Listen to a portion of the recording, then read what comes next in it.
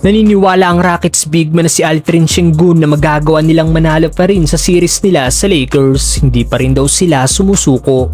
Isang heartbreaking loss nga po ang nalasap kahapon ng Houston Rockets sa kamay ng Lakers.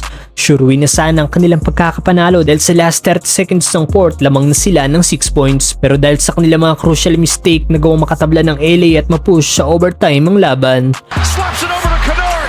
Lakers are down by 3 for the tie. It's good. At eventually nakuha nila ang panalo. Daw natuloy sila ng 0-3, may hirapan na ang Rockets na makabalik pa sa series dahil walang sinumang team sa NBA ang nagawang makabalik mula sa isang 3-0 na deficit.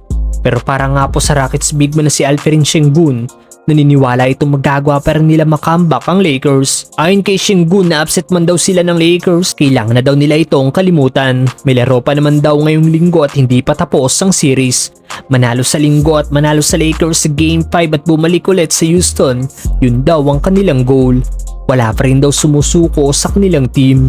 We will be upset tonight, that's for sure. But we gotta get over this. We have another game Sunday. This is now where, we still believe in it. We can come back, win Sunday, and go at LA for the game 5th and come back over here again. That's what's the goal. Ang huling beses na nakakita tayo ng team na muntik na makambak ang isang 3-0 na deficit ay noong 2023 East Finals kung saan down 0-3 ang Boston Celtics laban sa Miami Heat. Nagawa ng Celtics sa manalo ng 3 sunod pero nabigo sila makumpleto ang comeback matapos sa matalo sila noong Game 7.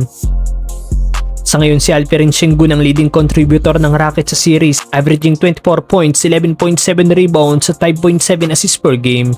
Pero hindi pa rin ito sapat para matalo ang Lakers. Kailangan si level up pa ni Sengun ang kanyang mga numero kung gusto niya talagang matalo ang LA. Lalo na ngayon na listed pa rin as questionable si Kevin Durant sa Game 4. Kung naniniwala si Sengun na magagawa nila makambak ang Lakers, plano naman ng LA na tapusin na sila bukas. We can close this thing out on Sunday. That's our mindset.